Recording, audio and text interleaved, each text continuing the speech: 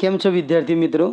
આજે આપણે ધોરણ 12માં પહેલી કવિતા અખિલ બ્રહ્માંડમાં એને એકદમ સરળ ભાષામાં સમજીશું. આવા જ એજ્યુકેશનલ અને જનરલ નોલેજને લગતા વિડીયો સૌથી પહેલાં જોવા માટે HK કુલ જ્ઞાન ચેનલને સબસ્ક્રાઈબ, લાઇક અને શેર કરો. તો ચાલો આજની કવિતા સમજીએ. કવિતા સમજતા પહેલાં આપણે કવિ પરિચયની વાત કરીએ. કેમ કે પરીક્ષામાં હેતુલક્ષી પ્રશ્નોમાંથી તમારે કવિ પરિચયમાંથી 5 માર્ક્સના પ્રશ્નો પૂછાતા હોય છે. તો અહીંયા આપણે ખાસ જે કવિ પરિચયના પ્રશ્નો છે એની વાત કરીએ. તો તમારો પહેલો પ્રશ્ન પૂછાય છે કે ગુજરાતી ભાષાના આદ્ય કવિ અથવા આદિ કવિ કોણ ગણાય છે? તો અહીંયા તમારો જવાબ છે કે ભાઈ ગુજરાતી ભાષાના આદ્ય કવિ અથવા આદિ કવિ નરસિંહ મહેતા ગણાય છે. તમારો બીજો પ્રશ્ન છે કે ભાઈ નરસિંહ મહેતાના આત્મચરિત્રાત્મક પુસ્તકોના નામ જણાવો. તો અહીંયા જો એના જવાબ લખેલો છે કે નરસિંહ મહેતાએ શામળશાનો વિવાહ, હાર, હુંડી, કુંવરબાઈનું મામેરું અને શ્રાદ્ધ નામની આત્મચરિત્રાત્મક પુસ્તકો લખ્યા છે. પછી એક ખાસ પ્રશ્ન તમારો પૂછાતો હોય છે કે ગુજરાતી ભાષાના ઉત્તમ કોટીના ભક્ત કવિ કોણ છે? તો ગુજરાતી ભાષાના ઉત્તમ કોટીના ભક્ત કવિ નરસિંહ મહેતા ગણાય છે. આગળ એક પ્રશ્ન આવે છે કે નરસિંહ મહેતાએ કયા વિષય ઉપર પદો લખ્યા છે? તો નરસિંહ મહેતાએ જ્ઞાન, ભક્તિ અને વૈરાગ્ય વિષય ઉપર પદો લખેલા છે. આગળ એક ખાસ IMP પ્રશ્ન જોઈએ તો નરસિંહ મહેતાના પ્રભાતિયા કયા છંદમાં લખાયેલા છે? આ પ્રશ્ન વારે ઘડીએ પરીક્ષામાં પૂછાતો હોય છે. તો તમારો જવાબ છે કે નરસિંહ મહેતાના જે પ્રભાતિયા છે એ ઝૂલણા છંદમાં લખાયેલા છે. તો આ તમારા હતા 4-5 ખાસ હેતુલક્ષી પ્રશ્નો જે તમારી પરીક્ષામાં પૂછાતા હોય છે. તો ચાલો હવે આપણે કાવ્યને, આપણું આજનું જે કાવ્ય છે નરસિંહ મહેતાનું પહેલું પદ અખિલ બ્રહ્માંડમાં, એની અંદર આપણે જોઈએ તો નરસિંહ મહેતાએ એકેશ્વરવાદની વાત કરી છે કે ઈશ્વર એક છે અને એને સમજાવવા માટે જુદા જુદા ઉદાહરણોથી નરસિંહ મહેતાએ આપણને સમજાવ્યું છે. તો ચાલો આપણે કાવ્યને, કવિતાની પહેલી પંક્તિ છે અખિલ બ્રહ્માંડમાં એક તું શ્રી હરિ, જુજવે રૂપે અનંત ભાષે, દેહમાં દેવ તું, તત્વમાં તેજ તું, શૂન્યમાં શબ્દ થઈ વેદવાસે. નરસિંહ મહેતા પહેલી જ પંક્તિમાં કહે છે કે સમગ્ર અખિલ એટલે સમગ્ર બ્રહ્માંડમાં એક જ ઈશ્વર છે.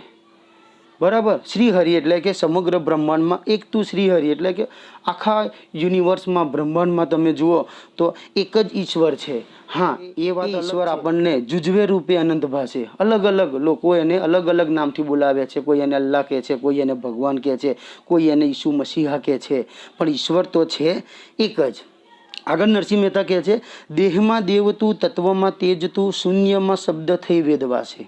આ દેહમાં, શરીરમાં જે આપણો આત્મા છે એ ઈશ્વરનો જ રૂપ છે. દેહમાં દેવ, બરાબર. આત્મા જ્યારે પરમાત્માને મળી જાય છે તો આ શરીર કશા કામનો રહેતો નથી. ગમે એટલો પહાડ શક્તિશાળી માણસ હોય, એનામાંથી જો જીવ નીકળી જાય તો એ વ્યક્તિ શક્તિશાળી પહાડ જેવો માણસ પોતાના શરીર ઉપર બેઠેલી એક માખીને પણ ઉડાડી શકતો નથી. એટલે કે શરીરની અંદર, જે દેહની અંદર જે આત્મા છે, બસ જે જીવ છે એ ઈશ્વરનો જ રૂપ છે. પછી કહે છે તત્વમાં તેજ તું. તત્વમાં જેટલા પણ કુદરતી તત્વો છે, સૂર્ય છે, ચંદ્ર છે, તારા છે, જેની અંદર જે તેજ છે, જે પ્રકાશ છે, ઈશ્વરનો જ પ્રકાશ છે. એના વગર ક્યારેય પ્રકાશ ફેંકી શકે નહીં. શૂન્યમાં શબ્દ થઈ વેદવાસે. બરાબર.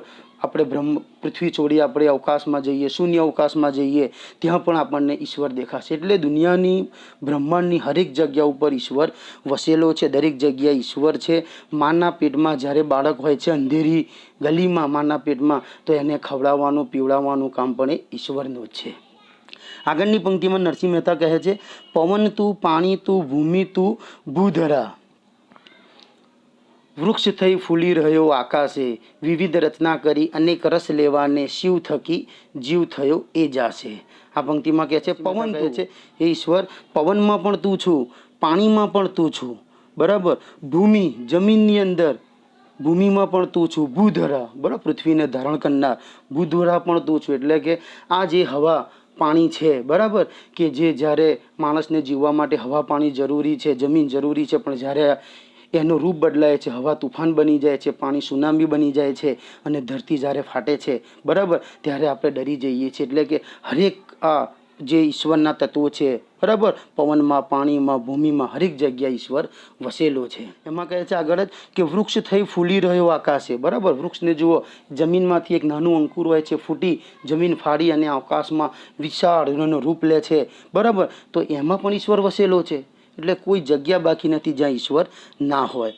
આગળની પંક્તિમાં એટલે કે પછી કહે છે કે વિવિધ રચના કરી અનેક રસ લેવાને શિવ થકી જીવ થયો એ જાશે. બરાબર, ઈશ્વરે અલગ અલગ રચનાઓ કરી, બ્રહ્માંડ બનાવ્યું, બરાબર, ગ્રહો બનાવ્યા, પાણી, હવા, ધરતી, અને પછી આ અનેક રસ લેવા માટે જીવમાંથી શિવ થયો, મનુષ્યને બનાવ્યો. ભગવાને પોતે અલગ અલગ મનુષ્યના અવતારો લીધા અને પૃથ્વી ઉપર આવ્યો. આગળની ત્રીજી પંક્તિમાં નરસિંહ મહેતા કહે છે વેદ તો એમ વધે શ્રુતિ સ્મૃતિ શાખ દે કનક કુંડળ વિશે ભેદ નો હે ઘટ ઘડિયા પછી નામરૂપ જુજવા અંતે તો હેમનું હેમ હોય. અહીંયા આગળ તમારો ખાસ સમાનાર્થી શબ્દો પૂછાતા હોય છે. કનક એટલે સોનું થાય છે, હેમ એટલે એ પણ સોનું થાય છે. બરાબર, વેદ એટલે આપણા ઋગ્વેદ, યજુર્વેદ, જે આપણા 4 વેદો છે એની વાત છે. તો આમાં શું કહે છે નરસિંહ મહેતા કે વેદ તો એમ વધે, જે આપણા વેદો છે, આપણા શ્રુતિ સ્મૃતિ ગ્રંથો છે, બરાબર, એ શું કહે છે કે કનક કુંડળ વિશે ભેદ ન હોય, કે ભાઈ સોના અને જે કુંડળ એટલે કે કાનની અંદર જે આપણે ઘરેણું પહેરીએ એને કુંડળ કહેવાય, કનક એટલે સોનું. તો એ શું કહે છે કે ભાઈ કનક અને કુંડળમાં કશો ફરક નથી, એને ખાલી નામ અલગ આપ્યા છે. સોનામાંથી આપણે અલગ અલગ વસ્તુ બનાવીએ, બરાબર, કાનમાં પહેરીએ તો કુંડળ ઇયરિંગ કહીએ, વીંટી કહીએ, હાથમાં પહેરીએ તો ગળામાં પહેરીએ એને હાર કહીએ. પરંતુ જ્યારે અલગ અલગ જે નામ આપણે આપ્યા છે એને આપણે પીગાડી નાખીએ તો છેલ્લે તો શું હોય, એમાં સોનું જ હોય. એટલે જ નરસિંહ મહેતા નીચેની પંક્તિમાં કહે છે કે ઘડ ઘડિયા પછી નામરૂપ જુજવા અંતે તો હેમનું હેમ હોય. એટલે કે આપણે અલગ અલગ, જેમ કે કુંભાર છે માટીમાંથી અલગ અલગ વાસણો બનાવે, એને જુદા જુદા નામ આપે, બરાબર, પરંતુ છેલ્લે એને તોડવામાં આવે તો છેલ્લે તો એમાં એક માટી જ છે. એવી રીતે ભલે દુનિયા અલગ અલગ ઈશ્વરને અલગ અલગ નામ આપે છે, અલગ અલગ ધર્મ છે, પણ એક વાત તો સાચી છે કે દુનિયાને ચલાવનારો ઈશ્વર તો એક જ. આગળની આપણી ચોથી પંક્તિમાં નરસિંહ મહેતા કહે છે કે ગ્રંથે ગરબડ કરી વાત નવ કરી ખરી, જેને જે ગમે તેને પૂજે, મન વચન કર્મથી આપ માની લહે, સત્ય છે એ જ મન એમ સૂજે. નરસિંહ મહેતા કહે છે કે આપણા જે ગ્રંથો છે, આપણા બરાબર જૂના ઋગ્વેદ, યથુર્વેદ, આપણા મહાભારત, રામાયણ, જે ધાર્મિક ગ્રંથો છે એને સમજાવવા બહુ મોટી ગરબડ કરી છે. તમે ઋગ્વેદમાં જુઓ, બરાબર, ઋગ્વેદમાં કીધું છે, આપણું દુનિયાનું સૌથી જૂનું પુસ્તક છે, એમાં કીધું છે કે ઈશ્વર એક જ છે, એને કોઈ આકાર નથી, એની કોઈ આકૃતિ નથી, એની કોઈ મૂર્તિ નથી, એનું કોઈ ચિત્ર નથી, એનું કોઈ અક્ષ નથી. તો આ વાત જે આપણા પૂર્વજો છે લોકોને સારી રીતે સમજાવી શક્યા નહીં. એટલે શું કહે છે કે ગ્રંથોને સમજાવવામાં આપણા પૂર્વજોએ ગરબડ કરી છે. શું કર્યું એમણે?